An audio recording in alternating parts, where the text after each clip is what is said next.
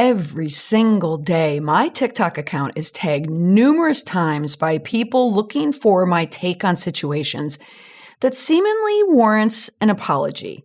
These tags likely come my way for what I suppose some people assume I have expertise in analyzing corporate and celebrity apologies. I by no means think I'm the best at doing this, but it's something that I think about and look at frequently. What stands out to me in the majority of the videos that people tag me on is this prevailing sentiment of anger. People are demanding either justice or an explanation. So in the video I'm about to play, this woman wants an explanation from a popular clothing brand. Be advised, this video contains explicit language, so listener discretion is advised.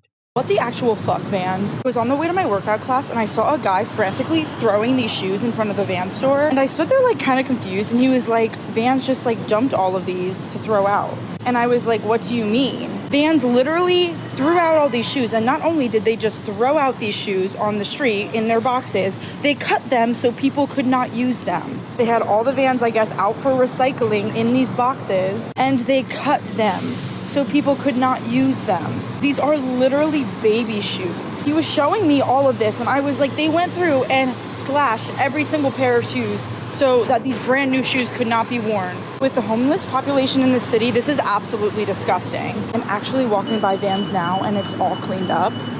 Like, it's all gone. I said to the guy that was dumping all the shoes out, like, good for you for making a point and throwing all these shoes in front of the store. Please tag Vans in this video. I don't know if this was like a higher up sort of protocol or if it's just something the Vans Philly store did, but honestly, I will not be going back there anytime soon.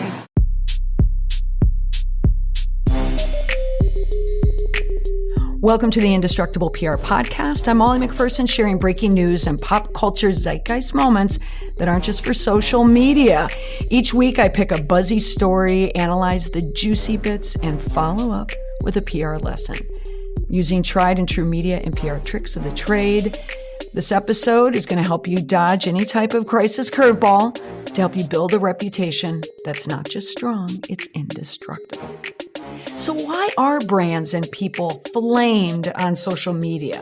Let's look at the realm of anger and what's behind it. So in this digital age that we all live in, it's no surprise that we are witnessing a constant stream of public apologies from major beer brands, reality TV stars, and even private individuals who find themselves in the eye of the viral storm. Now, speaking of major beer brands, anyone who's a listener knows that I was eyeballs deep into the whole Bud Light fiasco. Last Saturday, I went to a Bruce Springsteen concert, and it was a great concert. We decided at the last minute we didn't have tickets. I had tickets earlier in the week that I did not use. And I gave those away because that's what you have to do when you have kids who go to college, when you buy Bruce Springsteen tickets. But I went with someone and we ended up just driving to Foxborough. And at the gate, we just went to the phone, opened up the app, just started looking for seats. And I said, I have to go in deep. I have to go to general admission right in the pit right there to watch Bruce Springsteen, because I don't know how many more Bruce Springsteen concerts I have in me, or even as he has in them. And I just wanted to do that. So we did that. But something that I noticed walking into Foxborough is all the beer was Bud Light. And there was everybody in line, for their Bud Light beer. But I come back to this. Anyway, but the reason why I wanted to talk about this topic at this moment is because it comes up so frequently in my work. The last 2 weeks, I have been working with clients on their viral outrage moments. And I will let you know that I have created a new offering that aligns better with my schedule, which is more of a quick hit. So I'm calling it a quick hit crisis communication plan. And this is really for people who find themselves just in the eye of the storm, because that's where crisis communication is right now. I write plans for people. I'm writing a plan for a client right now, but it is this long drawn out plan to prepare for some type of backlash. But what do you do when the backlash happens at the moment? So that's why I wanted to focus on this today, because I'm in the thick of it. I am in the thick, and I just got an email from a client right now who is being savagely attacked online. And the psychology behind it, I think, is interesting. So I wanted to share that with you all as well. And you also may think, well, why does this matter to me? I mean, I'm talking about brands, and that's where you're going to see it from brands. They're going to be called out. A friend of mine just sent me a text this morning, a link to an article about Alice Cooper, who was called out because he made anti-trans comments and he was working with a makeup brand. They dropped him. So that will be, a TikTok later on today. But this idea of the call out and this viral revenge or vengeance or outrage is really such a part of my business right now. So I want to share it, with you all. And also to keep in mind, it's not just for brands. It's not just for famous people. It's for people, definitely, like I would say in my space, it's people who are known to their communities. But more and more people who are just regular people are being called out publicly. So I think it's important to understand why people do and understand what you can do if that happens to you. Now, in the clip that I played in the open, that was from Vans. And, I was tagged multiple times on the Vans video. And when I saw it, at my age, I've been around a number of decades. This idea of merchandise being destroyed, I have a familiarity with it. I've never worked in retail, but I did, back in the day. I worked for Dayton's, which no longer exists. It was owned by Hudson's, but I would work at their warehouse so I could get the Dayton's discount, which was just the best discount in the world. But this idea of destroying merchandise really is not that uncommon. But for someone who's young and perhaps who's never worked in retail, she was absolutely shocked. Now, the person in that video was younger. I'm going to put them late college age, early 20s. They're walking down the street in Philadelphia, and they're absolutely appalled that there would be a pile of Vans, which is a desirable brand, sitting on a sidewalk. And all of the waste is clearly what got to her. Now, she takes her grievance to TikTok, as many people do, and that's why so many people tag me on it. Now you may be wondering, did Vans respond? Now, normally when people tag me on brands, and it happens a lot, the company will not respond. I was surprised to see that Vans was responding to people tagging me on this account. So it puts them in a pretty difficult position. And what I noticed in their response, so let me read it first to you. So this came under, so someone tagged me and they said at, Molly B. McPherson, I guess this doesn't follow your framework, does it? And this is what the Vans TikTok account said, quote, "We will always prioritize donating usable products to those in need. After investigating, we confirmed these products were deemed unsafe to donate." I was surprised that they responded on TikTok. And then I was surprised that they repeated that statement over and over and over again on TikTok. Now, is that the smart thing to do? Now, this is a tough spot for Vans because, destroying unsold merchandise is a somewhat common practice. They're not the only ones who've done it, but they're the only ones who have to respond to it on TikTok. So there are other retailers. So I was looking this up. I wanted to know, okay, what have other retailers done in the past? And not many come forward with responses. I found an article that was on HuffPo, but they had quoted a 2010 Slate post talking about high-end clothing companies in particular choose to destroy unsold merchandise rather than donate it. So the Slate post cited fashion journalist Erica Kowalik. She claimed that she knew a, quote, very high up and profitable, end quote, fashion label that sent $2 million worth of clothing and purses to the shredder rather than donating the goods. And the reason? They don't want the wares to end up in the unwashed masses or in some unsightly discount bin. They don't want to end up, on eBay. They don't want to end up like in a Marshall's maybe somewhere or in a Goodwill. And if so many brands contribute to this practice, then why did Vans take the hit? And did they deserve it? Well, Vans took the hit because someone at that Vans retailer decided to dump all the property in the front of the building as someone was walking by. It almost, because when people see brand new merchandise, you're going to draw people. It's like moths to a flame. So did that response work for Vans? I'm going to tell you, I don't think so. Now, is it wise for Vans to take their statement and paste it over and over and over again? I don't know the numbers on that. I don't know if that's the right thing to do. I don't like it. It's robotic. It's copy and paste.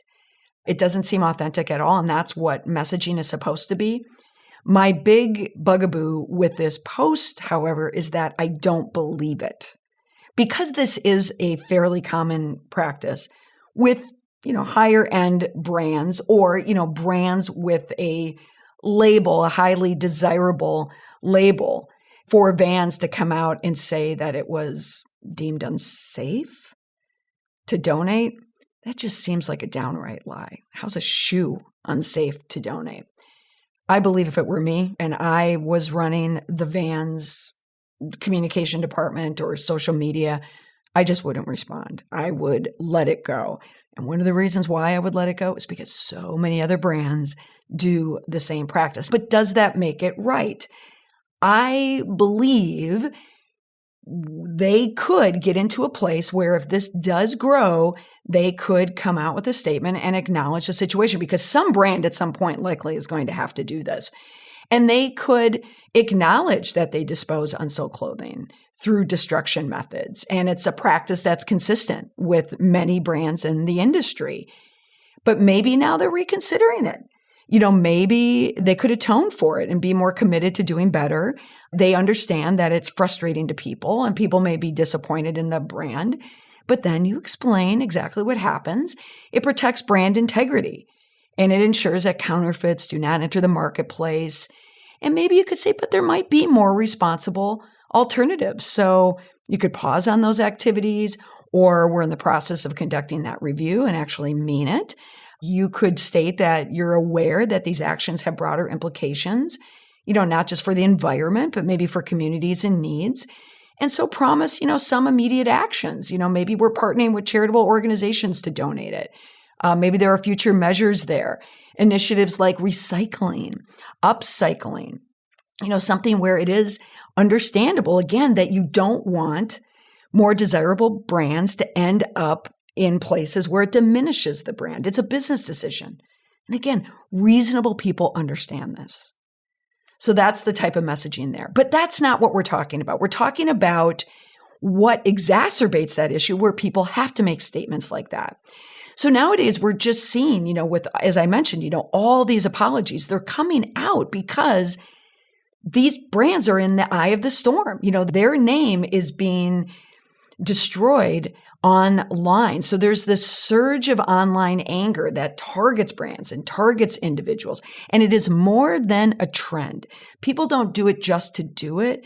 They do it because there's something inside that makes them want to do it. There's this escalation of the negativity that's out there because people want to do that.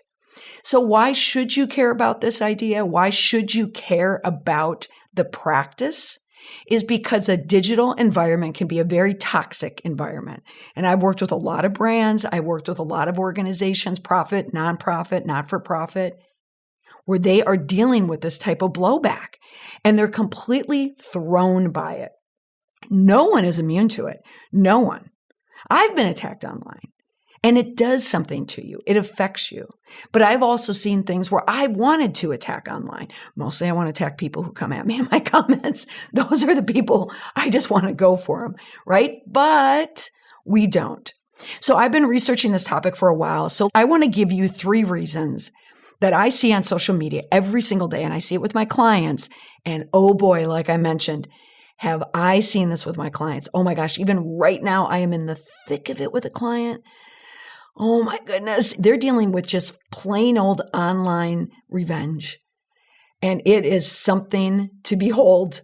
Definitely. Okay. So this topic for this week, the reason why I'm mentioning it is because Eleanor Hawkins, I have worked with her before. So she edits the newsletter for comms for Axios. It's a terrific newsletter. I have a link in the show notes, but she did a really, really good take on public apologies.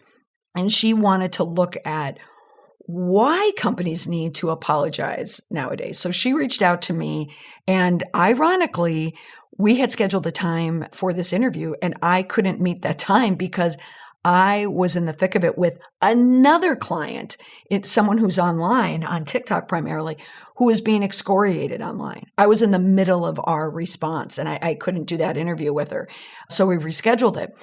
And when I came to that interview, I thought, I have such a fresher perspective on it right now.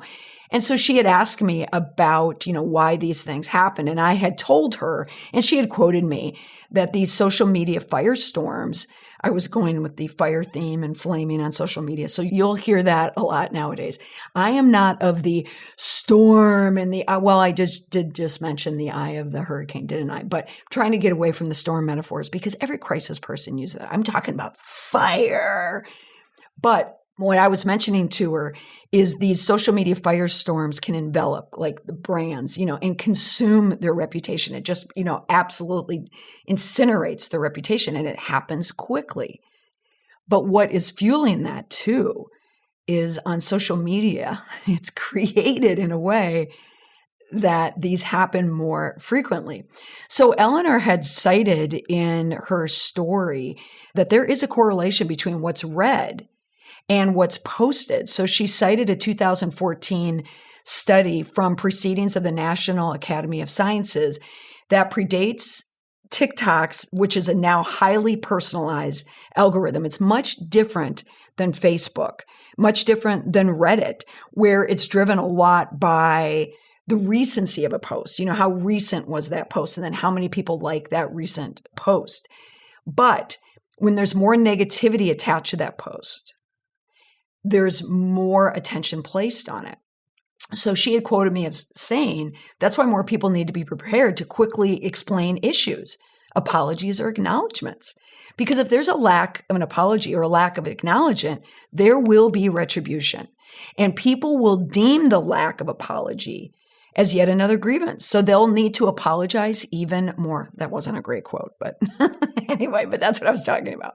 So these firestorms that are happening now, they are happening in a way that really create problems for brands. And so this surge of online anger has significant implications. And I would say there was a long, long, long time, and we're still there, where brands and people reflexively felt they had to apologize immediately.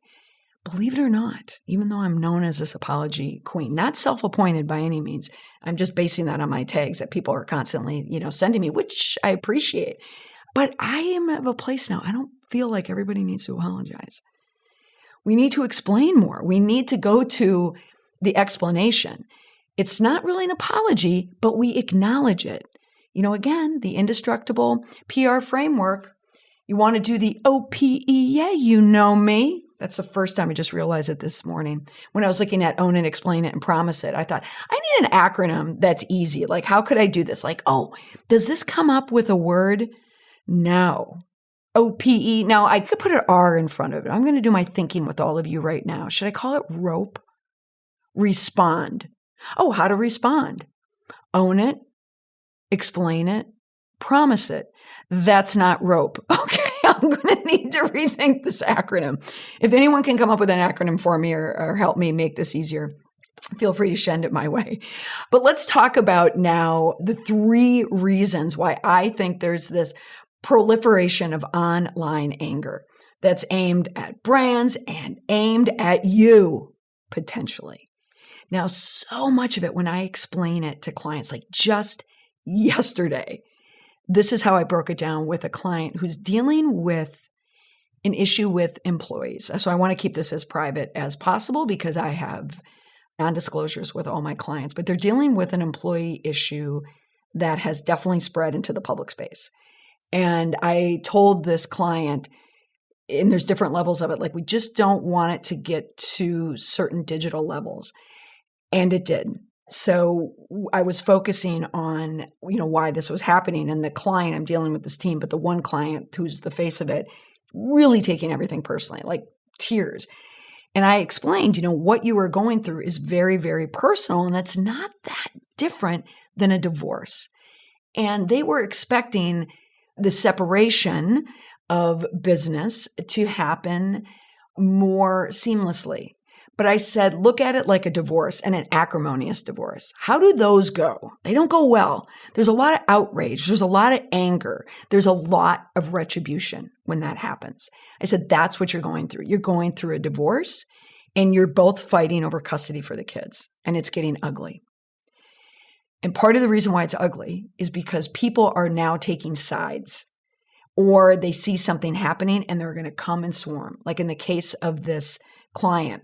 So these are the 3 reasons why I think there is all of these crises now have so much viral outrage attached to it. The first point is this. It's anonymity in so many cases, because anonymity affords the people on the internet the ability to express themselves without any consequence. They can say whatever they want because they have this invisibility cloak around them. So it emboldens people. They're more aggressive. They're more confrontational than they would be face to face, or if their name was attached to it, or if their profile photo was there. So this disconnect between online actions and real world repercussions, it kind of fuels this willingness to express anger more openly. Where we see this is Reddit. More and more with my clients now. Wow, more and more. I've become a Reddit queen. When I have to just download and chill now, when I go on my phone, okay, you just got to look at stuff, I just go to Reddit, because Reddit, one, helps me out with my job because I get into psychology of people. But you can learn so much. Like for my business, I get asked all the time, how can I learn more about crisis comms? How can I do what you do? You want to know what you do? Go to Reddit. Go to Reddit and figure out how would you fix that. So anonymity is number 1. Number 2 is instant gratification and the lack of repercussions. Social media platforms are designed for this quick, reactive responses. So the ease where someone can just like something, post something, share something, comment on something, show outrage on something, it just creates and fosters this culture of instant gratification. I want it now. I feel this way, I got to put it out right now. And when people have anger, they want to put it out. Imagine just fighting someone on text. If you've gone through something where you've gone through a confrontation with a person, think of how you've let that out. Is it texting? Is it screaming at them? Is it yelling at them? Well, people are doing the same thing, but they're doing it on social media. But what makes it better? So think if you've ever been in a situation where someone has wronged you and you were able to look them in the eye and tell them what they did and tell them, I am on to you. I know what you're doing, and this is what I think of you. It feels so good in that moment. But one of the letdowns is there's no one else to enjoy that with you. There's no one else standing right next to you going, nicely done. Don't you feel better? No. But you know where that happens? Social media. Imagine just letting it all out and then having all these other people cheer you on and say the same thing and pile on and pile on and pile on. That is one of the biggest reasons why there is viral outrage. And 3, this idea of tribalism. So these online platforms, I just heard it again with, talking with my client and their team. It's an echo chamber. It is an absolute echo chamber. It reinforces beliefs that certain people have and their opinions.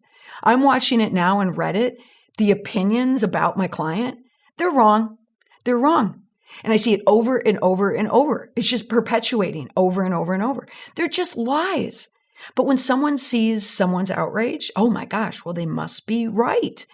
So this tribalism fuels this collective anger. And where does tribalism exist? In like-minded communities, where everyone is drawn to that community. And that's where Reddit is really, really big with that. And emotion becomes like a group sentiment. So instead of having a bunch of individual sentiments, they group together. And then they target a brand or a celebrity. They target Bud Light, or they support Kid Rock, or they go after Bud Light, or they go after Kid Rock. And isn't it interesting that recently there was a photo, TMZ posted a photo of Kid Rock drinking beer. Can anyone guess the brand he was drinking? Oh yeah, a Bud Light. Now those were the three reasons. Now there's one more underlying reason that adds to all of those points that I just mentioned, something that makes it worse. And this is something that Eleanor cited in her newsletter. As a matter of fact, she put it in her headline because I told her. And I had just gotten off the phone with my client when I hopped on the phone with her. And I told her, I said, this is the biggest problem. And she took it and ran with it, which is the reason why her newsletter received incredible traction. I mean, that edition of it, because of the topic. It's so well written. But I mentioned the algorithm. This is driving social media platforms to amplify negative commentary. It just creates this pressing need for what I do. It's creating swift, clear apologies or explanations. You've got to be on it. All right, so what's the solution? What do you do if this happens to you? I mean, clearly you do need an effective, crisis management strategy. And it's not just for companies. It's not just for brands. It's for people, just for regular people. Everybody needs to know how to respond, even on social media. I am now getting calls from people who I follow on social media. They're just a person, but then something happens to them. And now they're calling me like, what do I say? What do I do? So my job now, I have hourly consulting. It's like partly therapy and part professional therapy, personal and professional. So these are the things that you should do, with the complexity of online anger, driven by the factors I just mentioned, anonymity, instant gratification, tribalism. You have to approach the issue in a more practical, critical thinking way.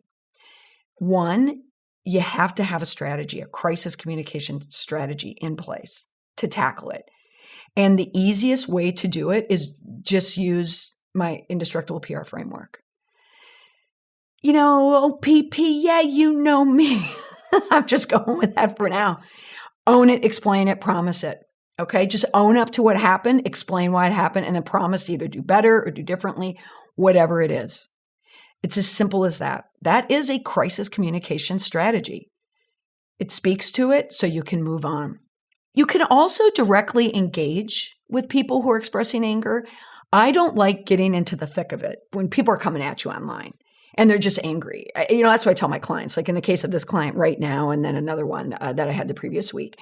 Don't dive in. You don't need to. Just don't for now. I know it's hard. It's difficult. We have your response. We just need to wait until this thing happens. And then all the truth will be revealed. It's really difficult to sit in that gray area though. And I understand that. But professionally, you do need to respond. And when you do, now you need to engage in that dialogue. So when possible, engage directly with those expressing anger. Not the trollish anger, but people, perhaps if you're a brand, if you're a person on social media, maybe you're an organization that's real Facebook driven, or you have a community, maybe a Facebook group, go in there where people know you in your community and start talking it out and explain it. Do it with the people who are reasonable. Don't just respond to super fans. Do it with reasonable people who will understand you. It will make you feel better. So don't feed the trolls, but aim to engage with those whose anger or confusion stems from a legitimate grievance. So maybe you did do something wrong, or maybe something you said was taken out of context. This will give you a place to explain it. And finally, you do want to check though, if you are a brand yourself or you work for an organization, you need to have that type of moderation, that third-party moderation where you have a distance and also the ability to fact check, the ability to look at what's being said. And you need a person who's unbiased to add that layer of scrutiny. If you get the person who's emotional, I was talking to someone this week who, the client who I'm dealing with wants to go in and do the back and forth and talk, which I get part of it. They need to speak to their people. They need to just let it all out, right? But when that person does it in only one community, the safe community, and nowhere else, It gives the impression that they only want to respond to the people who love them and not to the people who have legitimate grievances. So it's a bit of a dance, but you want to have someone in there at least that can be unbiased and add that other layer of scrutiny that you may need. Now, if you adopt these ideas, these methods, you can handle any incident that happens to you. You can effectively at least calm yourself down and work towards creating a better culture for you or your brand or your business or your organization that can minimize this propensity for the anger to just take hold in your community in the first place. At the end of every episode, I include one indestructible PR tip. It is a practical takeaway to help you build an indestructible reputation. So an effective strategy to dismiss online anger and just feel better about yourself is to practice cognitive reframing. This technique helps you to alter your perception of the situation by just viewing it through a different lens. And it's one that diminishes its emotional grab over you. So for instance, instead of viewing an online attack as a personal affront, just reframe it as a manifestation of someone else's own issues or stress or ignorance. The more you depersonalize the situation, it will reduce the emotional impact it has on you.